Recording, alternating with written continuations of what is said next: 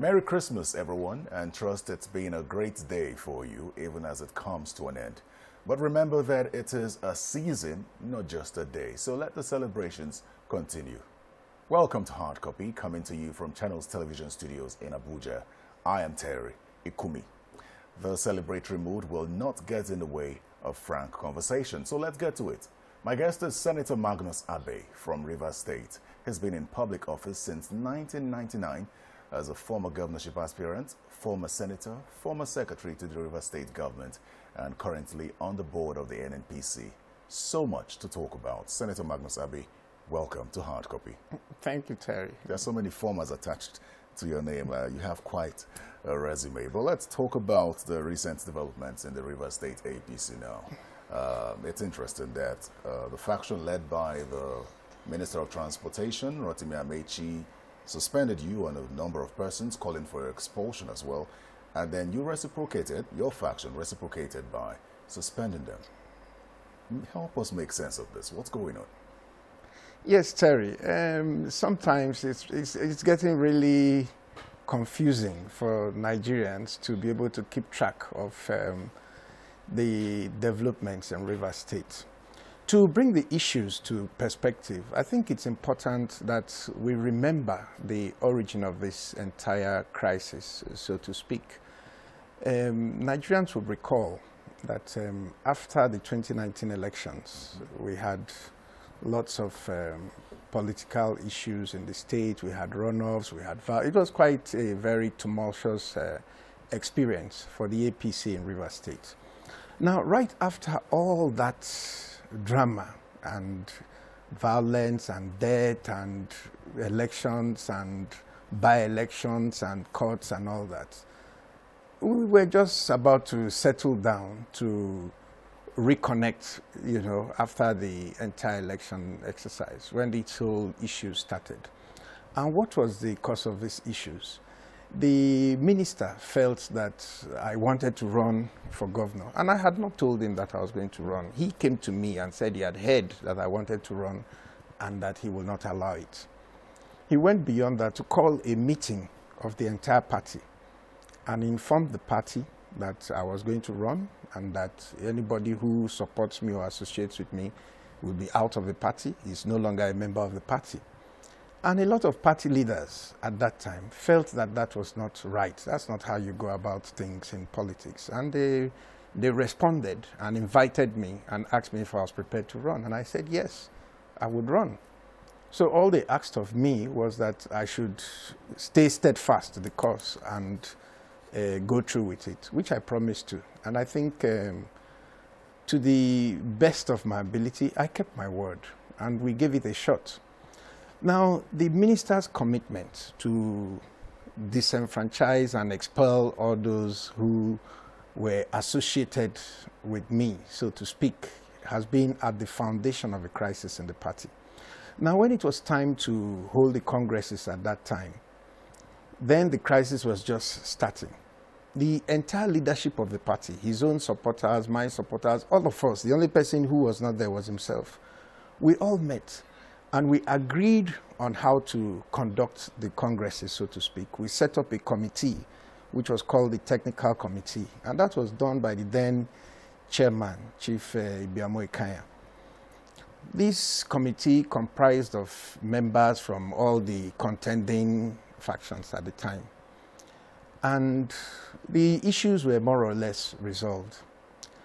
Not to the satisfaction of anybody, but at least it created an atmosphere where we could... What kind of resolutions were taken at that meeting? At that meeting, we decided to set up a technical committee to look into the issues around the congresses and ensure that everybody was given a chance to participate. In fact, the then chairman promised that he had the forms and he was going to issue out the forms and everything would start the next morning. Later that day, the minister landed in Port Harcourt, squashed the committee, took off everything and said no, they should bring all the forms to his hotel and that anybody associated with me should not be allowed to participate. As the leader of the party, did he have the powers to do that? He has there's no such provision in the constitution of the party. And when that happened, The boys who had at that time all paid for forms, they had paid money to the party, they had their receipts, and they were entitled to the forms, came out to protest. The police was brought in, tear gas and everything. That was how this whole drama started. And so they went to court. You know, and this case dragged on through the Court of Appeal up to the Supreme Court. And the Supreme Court held that the party was wrong and that these people were entitled to contest in the Congress and they should be allowed to contest. Now, even after the Supreme Court gave this judgment, the party has never one day acknowledged that it was wrong. The party has never one day called these people to say what happened was wrong, or this is the solution, or okay, you're not going to contest again, here, take your money, or sorry, or whatever. Are you talking of the party at the national level? I'm talking of the All Progressives Congress, from top to bottom. So that has not happened up till now? That has not happened up till now. So who do you blame the leadership of the All Progressives Congress for not intervening in the situation at the time? No, the chairman of the party at that time was Chief John Oyegu, and I met with him. I know what he said to me in public, in private, but I also could see what he did in public. But that's not an issue. The point I'm trying to make is that nothing has changed. The same agenda that was set at that time, which is that anybody who had disagreed or had a different idea or a different opinion from that of the leader of the party in the state is no longer a member of the party. That is still the same agenda that is still playing out till now. Nothing has changed. And the same spirit of resistance that people had to that at that time is still the same spirit that is there till now. You can't take a case up to the Supreme Court and the Supreme Court says you're right, and you being right at the Supreme Court does not result in any visible benefit, not even an acknowledgement that something wrong was done to you. So how do you build a party like that? So what's the situation with the suspension and counter-suspension right now? Well, what I know is that Chief Iguaguma is not, when you say a member of my faction, no, he was with the minister. He went to court and he got an order from the court setting up a caretaker committee with himself as chairman from the court based on the constitution of the party, because his argument to the court was that if these other organs of the party had lapsed because of the judgments and all that, and we couldn't conduct congresses, the statutory members of the State Executive Committee their position cannot lapse because it's not time tenured. And so they are still there. So you can't say you dissolve people who have no tenure. So if the other people are not there, let the State Executive Committee, as statutorily composed, then be the caretaker committee. And the court took some merit in that and gave him that judgment. So when he published the judgment, I signed on to it because that is an order of court. And it is our constitutional responsibility. I'm curious as to the basis of the suspension by the Iguaguma faction. We understand that the Amechi faction had suspended you based on anti-party activities. What is the anti-party activity? That's a question I'm willing to ask. That's However, what I think it's very interesting to find out from you the basis for the suspension handed to the minister. No, I didn't suspend the minister. It's the party that suspended the minister. So if you want to find out why they suspended him, it's the same way you're trying to ask me why the minister's faction suspended me. I can't answer that question because I'm not party to what they do. I've never been invited to any of their meetings. I've never been part of anything. Were you at the meeting, the extraordinary meeting presided over by Iguaguma in Port Harcourt before the suspension? No, I sent my apologies. I wasn't there physically because I had another engagement here in Abuja. But I did send my apologies, and I'm part of whatever decisions they took at that meeting. I think the worry for many people is that the expectation would have been that, seeing how the 2019 general elections played out, that by now the All Progressives Congress in Rivers State would have, come together to set things right, just in preparation for the next one. And it would seem that it's been almost 2 years now. What's the situation as far as reconciliation is concerned for the APC? Well, Terry, we have made every effort to try to at least have a discussion about the issues in the party. And it's difficult to talk to people who don't want to talk. For example, the South-South zone of the party under Chief Ita, Etufan, Hilad Ita, came to the state. They spoke to all of us, and they made some notations and recommendations, which was never implemented because the minister didn't agree to it. The party at the national level also set up another committee under Chief Aregbesola, the former governor of Osun State. We went before the committee, we appeared before the committee, we made our presentations and all that. And the committee also had some recommendations which never saw the light of day because it didn't meet the expectations of those who wanted to hear what they wanted to hear. We left the PDP because of impunity, you know, this kind of behavior, and we promised that we were going to do things differently. That was the basis on which a lot of us made the commitment to be part of the All Progressives Congress. And we all sacrificed so much, you know, to build this party along the ideals that we had promised. Do you feel disappointed that that's not what you see now? No, I don't feel disappointed. You see, let me tell you something, Terry. If you want something, you don't think that it is going to be easy. If we want to change this country, we must change the way the political parties operate. Right now, how a party operates is simple. We form the party, you are the leader, you are the leader, you are the leader. So whatever you want is the party. Anybody who doesn't agree with you, the person pots, you go to the next party. If you go there, you don't agree with whoever is the leader there. You go. That's just how this country has been run. And I don't think that if you talk to the majority of Nigerians, that is the kind of political party that they hope for and they wish for and they expect, or that they think will be capable of turning around the life of this country.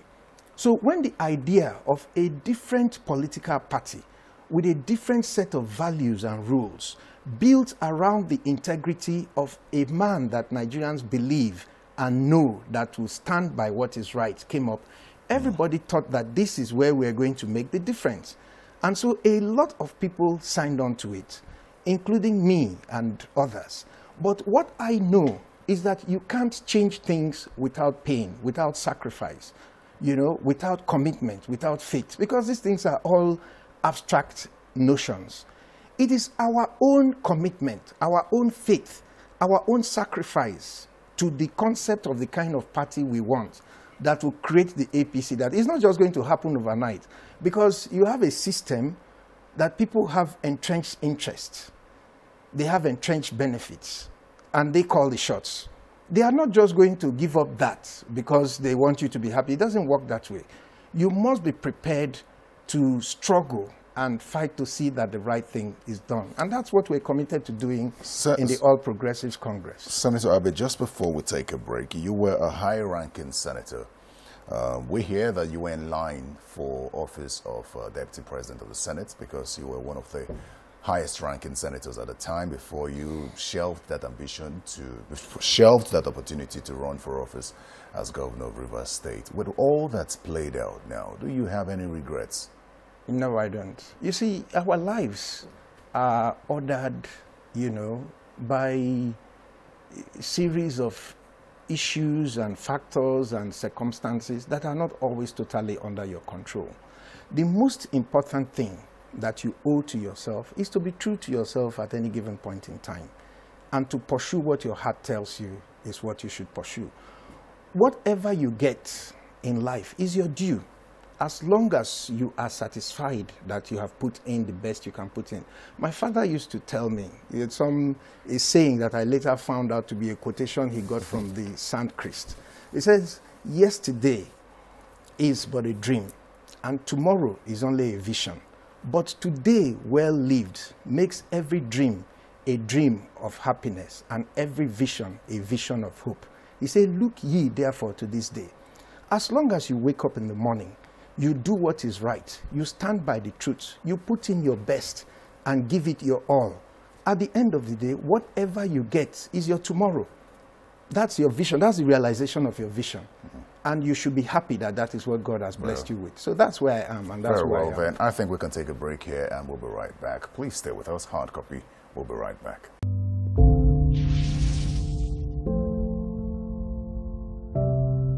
Welcome back to Hard Copy. My guest is Senator Magnus Abe. Senator Abe, what are your thoughts on governance in Rivers State under the PDP, Nyesom Wike, in the past 6 years? Well, you know, I have tried as much as possible to be objective in my relationship with the governor in the state for several reasons. First is in light of the acrimony, the acrimonious politics of the state. It gives a different coloration to anything you say or do about the present government. Secondly, Nigerians know that we're all together once. You know, he was chief of staff, I was secretary to government. I didn't support him to be the governor, and he knows that I didn't support him. But he's the governor of Rivers State, and I feel that for the sake of the state, we should give him his due so that he can deliver his best. In several ways, I will be fair to say that I think he has tried because, you know, it has been a very difficult period economically and otherwise for the country. In several other aspects. Now, what are the ways that you think he's tried? Well, in terms of infrastructure, the flyovers he's built, the roads he's done and all that, he's put in his best as in terms of that, which is the traditional way of assessing governments in this country. But what I believe is that you can look beyond infrastructure, you know, focus on opportunities, economics. How do we get the investors back into the state? How do we revive the economy? How do we secure the state? I know that's not the governor's responsibility completely because the security architecture is not under the governor. But there are different ways that we can also focus attention on some of these other challenges. But I think that, like I said, I don't want to cut anybody down. He's doing his best. And at the end of this tenure, he's not eligible for re-election. So we should give him the support to let him do his best. Are you one of those who thinks that the Rivers State governor is high-handed and to an extent rigid? Because I'll give you an example. Senator Shehu Sani described him as, likened him to Russian President Vladimir Putin because of his style of governance. Are you one of those who shares that opinion? Well, I've criticized him on occasion for some of the actions that he took that I think were not well thought out. But everybody had, you know, you bring your own personality to whatever office that you have. And sometimes some things you may see in one sense can actually produce the results that you want. So I don't judge people by their behavior or by their character or by the way they talk, but by their output. So you must look at the output. One of your criticisms was earlier in the year where you questioned his style of enforcing the lockdown. According to you, you said that he had closed sources of survival for citizens without due consideration. So now that you look at it many months after, what's your assessment of how he has handled the pandemic in Rivers State? I have been asked this question before here on channels.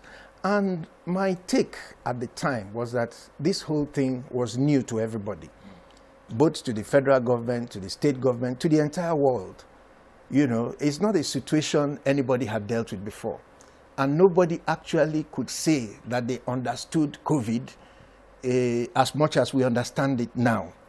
So you can't really blame people for what they did. Everybody was doing their best to try to see that we all stay alive because, I mean, the pictures you were seeing at that time, people dropping dead on the street, hospitals, it was scary, really.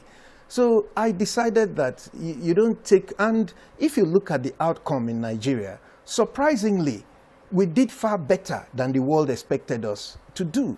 So if the result at the end of the day was pleasant, you can't go back to start fighting over how we arrived there. There are those who had, I mean, do you doubt, do you take back your words on No, how I he handled it? don't. I don't. Well, I stand by what I said. But the point I'm making is that in assessing that situation, I wasn't saying that at the time to put anybody down. I was saying that to say that there are other ways in which we could deal with this that would be less painful to the citizens. And has it been properly handled now by? Today we are all towing that way of trying to balance the health concerns with the economic concerns. The whole world is making. I'm actually being specific about the River State governor, because that's where you come from. Even in River State, that balance is being put in place all across the world. We now know more. We all now know a lot more. Both about the disease, about how it spreads, about how to control it, and about the impact of the economy on the economy. So everybody now is a lot wiser than you were at that time. You have praised the federal government's handling of COVID-19. I still do. You described it as laudable. However, the governor of Kogi State has a different opinion. He believes that this is a cut-and-paste approach. What's your reaction to that? The governor of Kogi State is my brother, and he's one of the young Nigerians for whom I have a lot of affection. But in this COVID matter, I cannot agree with him. I think, like I said, you look at the results. The task force under the Secretary to Government did do the things they did, but the end result was that Nigeria got off far much lighter than we thought. And whether you like it or not, if the thing had gone like the American or the Brazilian, or we would have all been blaming the government. So if it didn't go that way, you have to give them credit. We're almost out of time now, but we cannot leave without touching on National Assembly issues. A number of issues crept up this year, from the EndSARS protests to COVID-19 and the insecurity challenges that the country faced. How would you say that the National Assembly handled some of these? Well, the National Assembly, as you know, has been proactive in a lot of ways. But the EndSARS protest is something that is right now the subject matter of judicial interventions across the country. And it was more or less an executive call. There was really nothing for the National Assembly to do at that point, because the people made a demand. The government accepted the demand. So what was the National Assembly to do again? Whether to create more demands or ask for? I didn't see it. What I think happened, like I said, it was an executive call. If the executive didn't respond promptly, then it would be up to the National Assembly to intervene and get them to respond and intercede. But as soon as the demands were brought to the attention of the president, everything they asked for was delivered. Just before we go, staying with the National Assembly, issues of defection in National Assembly have been a big problem. The opposition, especially recently the House of Representatives, the opposition has always insisted that if a member defects from a political party, based on the provisions of the Constitution, their seats should be declared vacant. I know it's become a norm now for politicians, but what's your take on that? You're asking the wrong person. I was a member of the ruling party, and I defected from the ruling party to the opposition on the floor of the National Assembly. And at that time, people made calls. They said we should lose our seats, we should lose our committee chairmanship and all that. But to the credit of David Mark, I didn't lose my chairmanship of my committee. Some would say that's how the precedence was set. No, I'm telling you that we defected from the ruling party. And the opposition. I'm talking of defections generally. It doesn't matter. Yes, but you are talking about the opposition. I'm just saying because that's the main conversation now coming from the opposition. But at the time we were the opposition, we defected to the opposition, and the opposition was very happy at that time to receive us, and they defended defections. No, what I'm simply saying is that either party can benefit from defections. A lot of these politicians respond to the local situation in their respective states. If you're in a state where the governor has taken your ward chairman, what are you still? You know that you will not get a ticket in that party. So you leave early and go and start trying to farm your crops somewhere where the land is arable. That's the point I'm trying to make to you. That if we change the way we run our parties, build them around the people, make them strong so that they are not owned by powerful individuals, a lot of things in our country will change. And even this thing you're discussing, there will be no need to discuss it. Senator Magnus Abbey, thank you so much for coming to speak with us on Hard Copy. Thank you, Terry. Well, that's Hard Copy. Remember, you can send your feedback to the email address and social media handle on your screen. And for more on Hard Copy, go to channelstv.com. There you'll find our podcasts as well. From the Hard Copy crew and all of us at Channels Television, we say Merry Christmas and catch you in 2021. I'm Terry Ikumi. Goodbye.